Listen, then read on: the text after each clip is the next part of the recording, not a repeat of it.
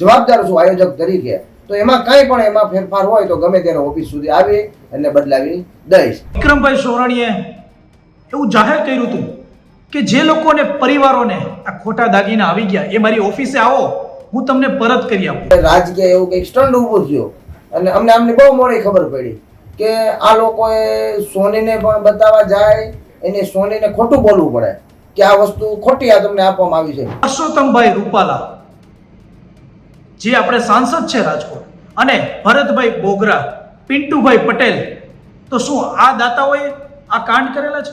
આ લોકોએ જે કંઈ ષડયંત્ર મારી ઉપર ખોટું કર્યું અને જે અમને ખોટા સાબિત કર્યા એના વિરોધ અમારે કાલથી પ્રોસેસ શરૂ કરવાની છે. આ દાન અમારું નથી, અમારી સંસ્થાએ દાન નથી કરેલું, તો આ દાન કોને કરેલું છે?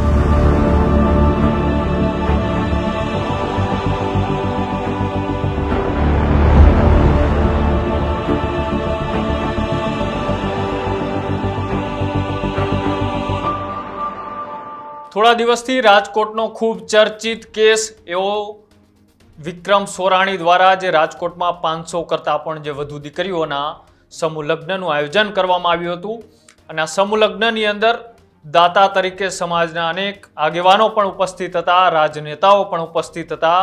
પણ જ્યારે આ સમૂહ લગ્નની પાછળ હવે જે દીકરીઓને સોનાનું દાન આપવામાં આવ્યું હતું, એ દાનમાં જ્યારે એક દીકરી પોતાના ઘરેણા સોનાના એ સોનીની દુકાને લઈને જાય છે, અને સોનીની દુકાને લઈને જાય છે ત્યારે ખબર પડે છે કે આ કરિયાવારમાં મળેલું સોનું એ સોનું નથી, પણ બગસરાનું ડુપ્લિકેટ સોનું પધરાવી દેવામાં આવ્યું છે.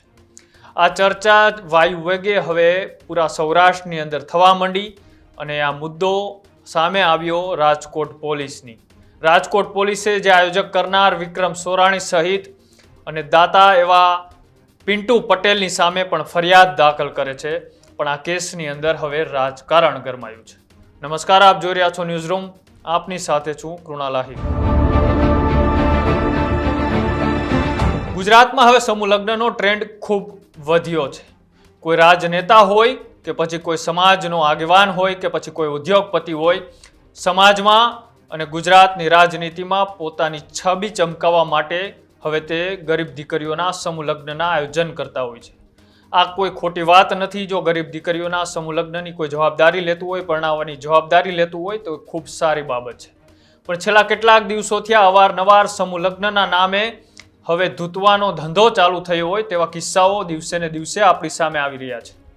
થોડા દિવસ પહેલા પણ તમે કિસ્સો સાંભળ્યો હશે કે રાજકોટની અંદર સમૂહ લગ્નનું આયોજન કરવામાં આવ્યું હતું, અને સમૂહ લગ્નની અંદર જ્યારે વર ને કન્યા પક્ષના લોકો જ્યારે એ સમૂહ લગ્નના સ્થળ સુધી પહોંચે છે ત્યારે આયોજક જ ગાયબ હોય છે. અને એવો જ કિસ્સો હવે જ્યારે રાજકોટમાં ફરી સામે આવ્યો છે કે 500 કરતાં પણ વધારે દીકરીના જે વિક્રમ સોરાણી દ્વારા સમૂહ લગ્નનું આયોજન કરવામાં આવ્યું હતું, અને આ સમૂહ લગ્નની અંદર કરિયાવરની સાથે સાથે જ જે સોનાના દાગીનાની આ દીકરીઓને ભેટ આપવામાં આવી હતી, એ સોનાના દાગીના નહીં પણ બગસરાનું ડુપ્લિકેટ સોનું પધરાવી દેવાનો પર્દાફાશ થયો હતો. હવે તેને લઈને રાજકારણ એટલા માટે ગરમાયું છે કેમ કે હવે વિક્રમ સોરાણી ખુદ સામે આવીને એવું કહી રહ્યા છે કે મારી પાસે બધા જ બિલ છે, અને મેં જે જગ્યાએથી વસ્તુઓ લીધી હતી એ તમામ મારા અંગત લોકો છે, એ કોઈ પણ વ્યક્તિએ આ વસ્તુની અંદર ગફલાઈ નથી કરી, ખોટું નથી કર્યું. તો પછી જે દીકરી સોની પાસે ગઈ હતી અને ત્યાં જઈને સોની એવું એમને કીધું કે આ ડુપ્લિકેટ દાગીના છે, તો આની અંદર સચ્ચાઈ શું? હવે એક બાજુ વિક્રમ સોરાણી એવું પણ કહી રહ્યા છે કે જ્યાં કંકોત્રી છાપવામાં આવી હતી તેમાં અમુક આગેવાનોના નામ લખવાના રહી ગયા હતા, એ લોકો આની અંદર હવે રાજકારણ કરી રહ્યા છે અને આ મુદ્દાને ચમકાવવાની કોશિશ કરી રહ્યા છે. હવે સાચું શું છે આની અંદર, ખોટું શું છે, રાજકોટ પોલીસની તપાસનો વિષય છે. પણ જ્યારે હવે આક્ષેપો થયા છે આયોજક ઉપર, તો એમને સાબિત પ્રૂવ કરી બતાવવું પડશે કે આ એક મને ફસાવાનો કિમ્યો હતો કે પછી ખરેખર જે આ દીકરીઓને દાનમાં આપેલા સોનાના દાગીના ડુપ્લિકેટ હતા. હવે પહેલા તો તમે એ સાંભળો કે વિક્રમ સોરાણીએ શું કહ્યું, અને બાદની અંદર જેમની ઉપર આક્ષેપ આટકતરી રીતે લગાવવામાં આવ્યા હતા, અને બાદની અંદર હવે જે ઠાકોર સેનાના જયેશ ઠાકોરે સામે પ્રતિક્રિયા આપતા શું કહ્યું, આ બંનેની પ્રતિક્રિયા પહેલા સાંભળો.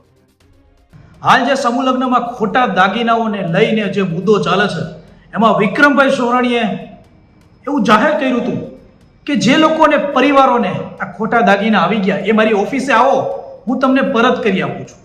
અને રહી વાત પછી એક એવો ખુલાસો પણ કર્યો હતો કે આ દાન અમારું નથી, અમારી સંસ્થાએ દાન નથી કરેલું. તો આ દાન કોને કરેલું છે? તો વિક્રમભાઈ એવું કહે છે કે આ દાન દાતાઓએ કરેલું છે.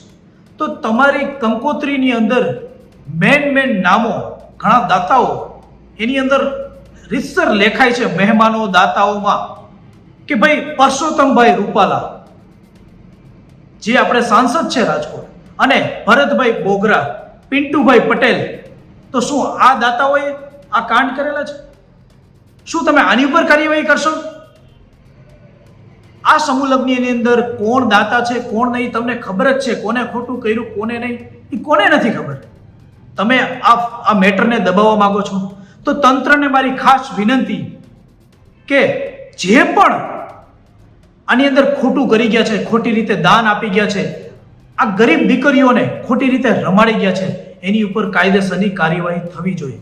જો કાયદેસરની કાર્યવાહી નહીં કરવામાં આવે તો કોળી ઠાકોર સેના આવનારા સમયની અંદર જરૂર મેદાને ઉતરવાની છે. એ ફાઇનલ છે. 27/4 રોજ જે આપણે 555 દીકરીના સમૂહ લગ્ન થયા ત્યારે વર અને કન્યાને વિધિ પૂર્ણ થયા બાદ તેમને આશીર્વચનમાં બેસાડતા હોય છે અને સોના અને ચાંદી અને મેટલના જે કંઈ કોઈ કાંડા ઘડિયાળ લઈ આવે, કોઈ ભગવદ્ ગીતા લઈ આવે, તેમના હાથે દીકરીઓને હાથે અર્પણ કરતા હોય છે. તો એ તમામ દાતા આજે કોઈ આવેલા હતા અને કોઈ વસ્તુ મોકલાવી આપી હતી. તો એ દાતાઓને આપેલી એ દાતાઓની વસ્તુ આપેલી આજે મારી ઉપર આક્ષેપ એવા કર્યા કે વસ્તુ તમામ ખોટી છે, મતલબ મેટલ છે. એ વાતને લઈ મેં 4 તારીખે સાંજના રોજ મેં તમામ દાતાઓને ફોનથી માહિતી માંગી કે હકીકત આમાં કંઈ કોઈનાથી ભૂલ થઈ હોય, તમારા કોઈ ઉપરના બનાવટવાળું કંઈ બન્યું હોય તો મને તમે જાણ કરશો. તો બધા વેપારી મારા હતા, આમ મને લાગતા ઓળખતા ઓળખીતા હતા, તો મને બાંયધરી આપી કે એમાં ચિંતા ન કરશો, વસ્તુ બધી સારી અને સાચી છે. પછી મેં 5 તારીખે લેટર પેડ લખ્યો કે આ બધી વસ્તુઓમાં આવી રીતે છે. એક ચાંદીની વીંટી, એક ચાંદીનો સિક્કો, એક ચાંદીને વીંછિયા, એક પંચધાતુનો સિક્કો, એક સોનાની ચૂક અને એક મેટલની વીંટી. આટલી વસ્તુ છે. આમાંથી કંઈ ફેરફાર હોય અને આ તમામ વસ્તુ દાતાએ આપી છે પણ હું એમનો જવાબદાર છું આયોજક તરીકે. તો એમાં કંઈ પણ એમાં ફેરફાર હોય તો ગમે ત્યારે ઓફિસ સુધી આવી અને બદલાવી દઈશ. તો એ કોઈ વ્યક્તિની નોંધ લીધી નહીં લીધી અને એક રાજકીય એવું કંઈક સ્ટંડ ઊભું થયું અને અમને બહુ મોડી ખબર પડી કે આ લોકોએ સોનીને પણ બતાવવા જાય, એને સોનીને ખોટું બોલવું પડે કે આ વસ્તુ ખોટી આ તમને આપવામાં આવી છે. પછી આ વ્યક્તિને ટાર્ગેટ બનાવ્યા દીકરીઓને અને દીકરીઓને ખોટા ચહેરા બદનામ કર્યા. અને આજે એ દીકરીઓના આમ જોવા જઈએ તો એ તો નિર્દોષ છે, પણ છતાં આવું મારી ઉપર કોઈ એવા 2-5 વ્યક્તિના અમારા કંકોત્રીમાં નામ રહી ગયા છે, રાજકીય આગેવાન હોય, સામાજિક આગેવાન. તો એ વ્યક્તિએ આવું એમને સ્ટન્ટ ઊભું કરી અને એમને ખોટું સાબિત કર્યું. આજે તેમના તમામ રિપોર્ટ સોના અને ચાંદીના મારી પાસે આવ્યા છે. એક રિપોર્ટ 7 વાગે આવવાનો છે.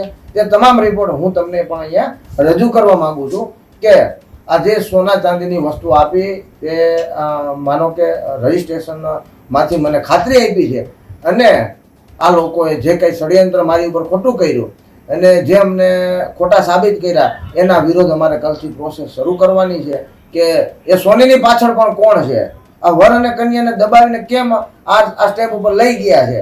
એના માટે અમે કોર્ટમાં જવાની અમારી તૈયારી કાયદેસર કાર્યવાહી અને તમામ અમે કાયદેસર કાર્યવાહી કરવાની તૈયારી છે.